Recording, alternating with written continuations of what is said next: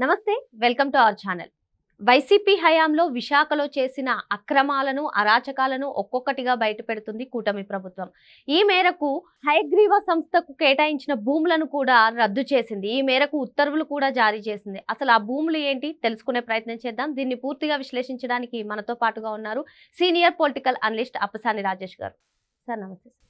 Sir, వృద్ధులకు అనాథాశ్రమానికి అని చెప్పి భూములు కేటాయిస్తే అందులో రియల్ ఎస్టేట్ వ్యాపారం చేస్తున్నారంటూ తేలడంతో ప్రభుత్వం అయితే ఈ హయగ్రీవ సంస్థకు ఏవైతే భూములు కేటాయించారో వాటిని రద్దు చేయడం జరిగింది. ఏంటి సార్ అసలు ఈ హయగ్రీవ సంస్థతో ఎవరెవరు ముడిపడి ఉన్నారు? అసలు మొత్తానికి ఇది ఎవరి మెడకు చుట్టుకుంటుంది సార్? వాస్తవంగా 19 సంవత్సరాలుగా నడుస్తూ వస్తున్న ప్రహసనం ఇది. 2006లో వైఎస్ రాజశేఖర రెడ్డి గారు ముఖ్యమంత్రిగా ఉన్న రోజుల్లో చిలుకూరి జగదీశ్వరుడు అతని పేరు, విశాఖపట్నానికి సంబంధించిన వ్యక్తి, నేను వృద్ధాశ్రమం, అనాథ శరణాలయం నిర్మాణం చేస్తాను, నాకు ప్రభుత్వ భూమిని చౌకగా కేటాయించండి అని చెప్పని ప్రభుత్వాన్ని అప్రోచ్ అయ్యాడు. సహజంగా ఒక చారిటీ యాక్టివిటీ చేస్తున్నాడు అని చెప్పానంటే ప్రభుత్వాలు కూడా కొంతవరకు కన్సిడర్ చేస్తాయి. అంటే వాళ్ళకున్న ట్రాక్ రికార్డు, వాళ్ళు గతంలో ఏదైనా చారిటీ యాక్టివిటీస్ చేస్తున్నారా, ఎంత మేరకు చేస్తున్నారు, ఇప్పుడు ఈ చారిటీ యాక్టివిటీ చేయడానికి కావాల్సినటువంటి ఫైనాన్షియల్ పొటెన్షియాలిటీ వాళ్ళకు ఉందా లేదా, ఆ విధమైన డోనర్స్ అతనికి ఉన్నారా లేరా, వీటన్నిటిని నిర్ధారణ చేసుకున్న తర్వాత ప్రభుత్వం వారికి ఆ భూమి కేటాయింపులు చేయాలి. అంటే ఒక ప్రభుత్వాన్ని నేను ఒక పరిశ్రమ పెడతానని చెప్పని అప్రోచ్ అవ్వగానే ప్రభుత్వం అనుమతులు, భూములు ఇవ్వదు. మనకు ఆ పొటెన్షియాలిటీ ఉందా లేదా, మన ప్రాజెక్ట్ ఏంటి, ఎంతమందికి ఎంప్లాయ్మెంట్ క్రియేట్ చేయగలుగుతాం, వీటన్నిటిని నిర్ధారించుకున్న తర్వాత ప్రభుత్వం నిర్ణయం చేస్తుంది. అలాగే రాజశేఖర రెడ్డి గారి ప్రభుత్వం కూడా ఆ విషయంలో నిర్ధారణ చేసుకొని ఉండాలి. అయితే మరి ఈ జగదీశ్వరుడికి రాజశేఖర రెడ్డి గారితో ఏ విధమైన యాక్సెస్ ఉందో, రాజశేఖర రెడ్డి గారికి ఈ జగదీశ్వరుడి మీద ఏ విధమైన కన్సర్న్ ఉందో తెలియదు. కానీ ఆ రోజుల్లో 12 ఎకరాల 51 సెంట్లు ఆనాటి కలెక్టరు అప్పుడు ఉన్న మార్కెట్ని దృష్టిలో పెట్టుకొని ఎకరం 1.5 కోటి చొప్పున ఇతనికి మనం కేటాయింపు చేయొచ్చు అని చెప్పని ప్రభుత్వానికి రికమెండ్ చేస్తే, నాటి ప్రభుత్వం వృద్ధాశ్రమాల కోసం, అనాథ శరణాలయ కోసం కదా చేస్తున్నది, ఒక దాతృత్వపు కార్యక్రమం కదా, మార్కెట్ రేటుకి ఎందుకులే మనం తక్కువకి ఇద్దాము అని చెప్పని మేబీ ఆ రోజు రాజశేఖర రెడ్డి గారు ఒక మంచి కాజ్ తోటి ముందుకు వచ్చారు కదా అని కన్సర్న్తోటే చేసి ఉండొచ్చు. లేదు, ఈ వ్యక్తితో ఆయనకున్న ర్యాపో దృష్ట్యా మనోడే కదా, ఇవాళ వడ్డిచ్చే స్టేజ్లో మనం ఉన్నాం కదా, మేలు చేద్దాంలే అని చెప్పని నిర్ణయం జరిగి ఉండొచ్చు. ఆ రోజు ఏ విధంగా ఇతను అప్రోచ్ అయ్యాడు, వాళ్ళు ఏ విధంగా నిర్ణయం తీసుకున్నారనేది ఇప్పటికిప్పుడు మనం నిర్ధారణ చేయలేము. అది కానీ ఆనాటి ప్రభుత్వం కలెక్టర్ గారి రికమెండేషన్ ప్రకారం కాకుండా అందులో 3వ వంతు కన్నా తక్కువగా ఎకరం 45 లక్షల రూపాయలకి కేటాయింపు చేశారు. మరి దాంట్లో ప్రభుత్వానికి ఇచ్చిన ప్రపోజల్ ఏంటి అంటే, ఈ కేటాయింపు జరిగిన ఈ 12 ఎకరాల 51 సెంట్లలో 10వ వంతు భూమిలో వృద్ధాశ్రమం, అనాథాశ్రమాలయం నిర్మాణం చేస్తాము. అంటే ఎకరం 25 సెంట్లలో మిగిలిన దాంట్లో 60%, అంటే ఈ మొత్తం భూమిలో 60%, అంటే సుమారుగా 7.5 ఎకరాల్లో కాటేజీలు నిర్మాణం చేసి 60 సంవత్సరాలు పైబడిన వాళ్ళకి విక్రయిస్తాము అని చెప్పని. ఇక్కడ గమనించుకుంటే క్లియర్ కేస్ ఆఫ్ ఈ 10% భూమిని చూపించి ఒక రియల్ ఎస్టేట్ వ్యాపారానికి సిద్ధపడే అనుమతి పొందినట్టుగా నిర్ధారణ అవుతుంది. పేరుకేమో వృద్ధులు అనాథ ఆశ్రమం, కానీ ప్రపోజ్ చేసింది ఏంటి, 60 సంవత్సరాలు పైబడిన వాళ్ళకి విక్రయించడం అని చెప్పని.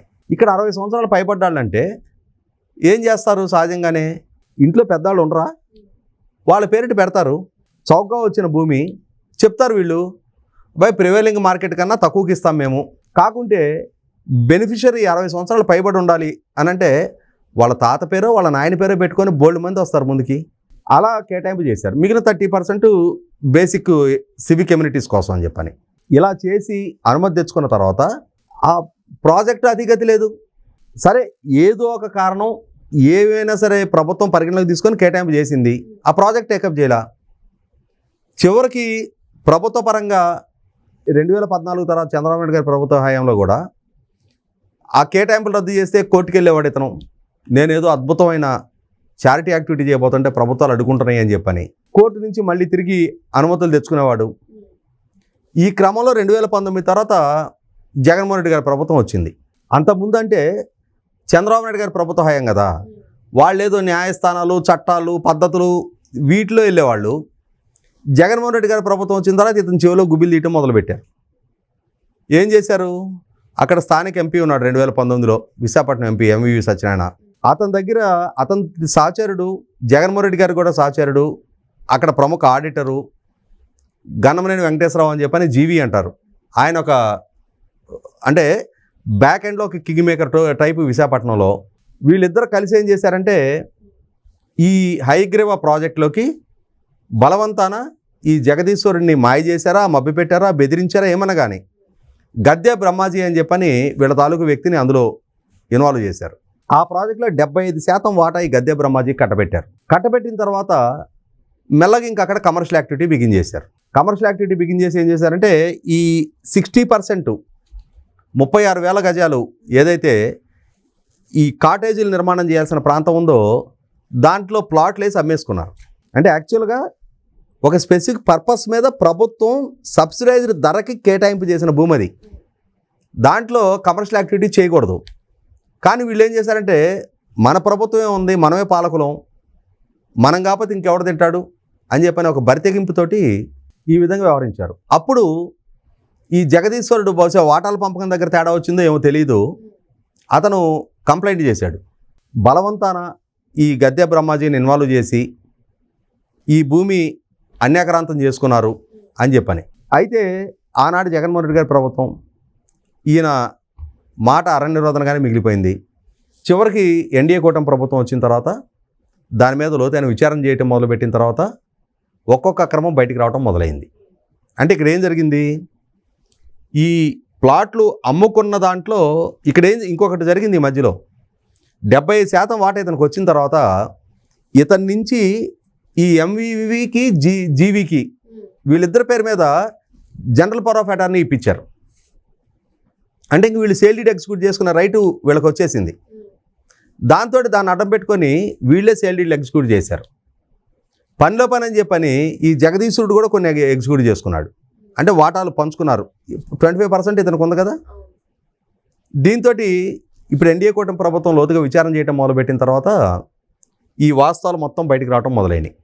దాంతో ప్రభుత్వం ఏం చేసిందంటే ఎన్ఫోర్స్మెంట్ డైరెక్టరేట్ ద్వారా మొట్టమొదట ఈ సేల్ డీడ్లు ఎగ్జిక్యూట్ చేయడం ద్వారా వీళ్ళకి వచ్చిన సేల్ కన్సిడరేషన్ అమౌంట్కి సమానంగా ఎన్ఫోర్స్మెంట్ డైరెక్టరేట్ ద్వారా ఎంవి సత్యనారాయణ, జీవి, అలాగే ఇతని పేరిట కూడా కొన్ని సేల్ డీడ్లు జరుగున్నాయి కదా ఈ జగదీశ్వరుడి పేరిట. ఈ జగదీశ్వరుడికి సంబంధించిన ఆస్తుల్ని అటాచ్ చేశారు. మొన్న అటాచ్ చేస్తూ ప్రభుత్వ పరంగా నిన్న ఒక స్పష్టమైన నిర్ణయం తీసుకున్నారు. కలెక్టర్ ద్వారా ఆనాటి ప్రభుత్వం చేసిన కేటాయింపుని రద్దు చేస్తూ ఒక నిర్ణయం తీసుకున్నారు.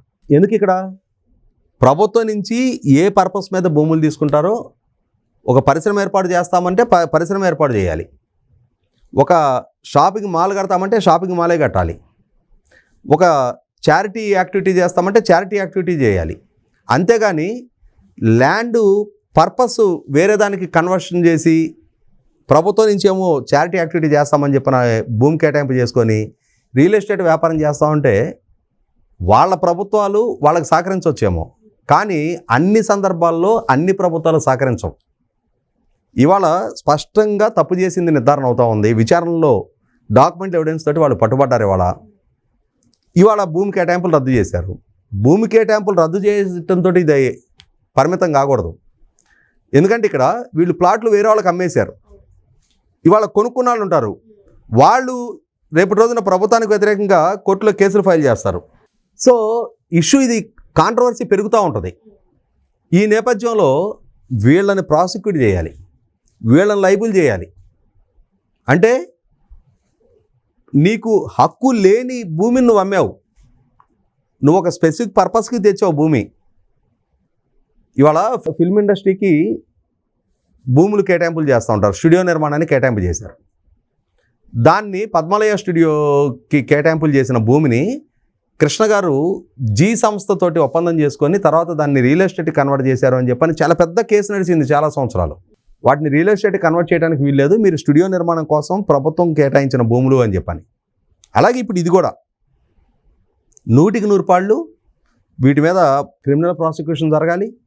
ఈ విధమైన ఉల్లంఘనకు పాల్పడి అధికార దుర్వినియోగానికి పాల్పడి ప్రభుత్వ భూముల్ని అన్యాక్రాంతం చేసి దాని ద్వారా వ్యాపార ప్రయోజనాలు పొందిన ఏ ఒక్కడిని ఉపేక్షించకూడదు. ఇదే సందర్భంలో ప్రభుత్వం ఇంకొక అడుగు ముందుకేసి దృష్టి సారించాల్సిన ఇంకొక అంశం ఉంది. ధర్మాన ప్రసాదరావు గారు ఆయన రెవెన్యూ మంత్రిగా ఉన్న రోజుల్లో విశాఖపట్నంలో మాజీ సైనికోద్యోగులకు సంబంధించిన భూములు వాళ్ళ కుటుంబ సభ్యుల పేరిట కొనుగోలు చేయించి ఆ కొనుగోలు చేయడానికి ముందు సేల్ అగ్రిమెంట్ చేసుకున్నారు. తర్వాత తానే రెవెన్యూ మినిస్టర్ కాబట్టి తప్పుడు మార్గంలో దానికి ఎన్ఓసీలు ఇప్పించుకున్నాడు. ఆ ఎన్ఓసీలు ఇప్పించుకున్న తర్వాత సేల్ డీడ్ ఎగ్జిక్యూట్ చేసుకున్నాడు.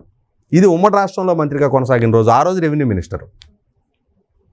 ఆ విశాఖపట్నం భూ అక్రమాల మీద తెలుగుదేశం ప్రభుత్వం సిట్ కాన్స్టిట్యూట్ చేస్తే ఆ సిట్టులో ఈయన ద్వారా జరిగిన అక్రమాలు, ఆ ఎన్ఓసీలు ఇవ్వటంలో కానీ రెవెన్యూ మంత్రిగా తన అధికార దుర్వినియోగానికి పాల్పడి 67 ఎకరాల భూములు తన కుటుంబ పేరిట అన్యాక్రాంతం చేసుకున్నాడు ఆయన. అంటే మాజీ సైనికోద్యోగులకు సంబంధించిన భూములు వాటికి ఎన్ఓసీ ఇవ్వడానికి అవకాశం లేకుండా ఎన్ఓసీ ఇప్పించుకొని వాటిని తన పేరిట మార్చుకున్నాడు. ఇవాళ ఆ భూముల ఖరీదు 1350 కోట్ల రూపాయలు. గత తెలుగుదేశం ప్రభుత్వ హయాంలో నియమించిన సిట్టు ధర్మాన ప్రసాదరావు గారి ఈ అవినీతి భాగవతాన్ని నిర్ధారణ చేసి ఆయన మీద చర్యలకు రికమెండ్ చేసింది. కానీ తర్వాత వచ్చిన జగన్మోహన్ రెడ్డి గారి ప్రభుత్వం ఏ చర్యలు తీసుకోకపోగా దొంగ చేతికి తాళాలు ఇచ్చినట్టుగా మళ్ళీ ఆయన్నే రెవెన్యూ మంత్రిగా నియమించింది. ఇటువంటి పరిస్థితుల్లో 100% ఆ విషయం మీద కూడా ప్రభుత్వం దృష్టి పెట్టాలి. ధర్మాన ప్రసాదరావు గారి కుటుంబపరమైన భూములకి కేటాయించిన ఎన్ఓసీలు కూడా రద్దు చేయాలి. ధర్మాన ప్రసాదరావు గారు అధికార దుర్వినియోగానికి పాల్పడ్డందుకు ఆయన మీద కూడా క్రిమినల్ కేసులు నమోదు చేసి తీరాల్సిన అవసరం ఉంది. మరో అంశంతో మళ్ళీ కలుద్దాం. Thank you sir.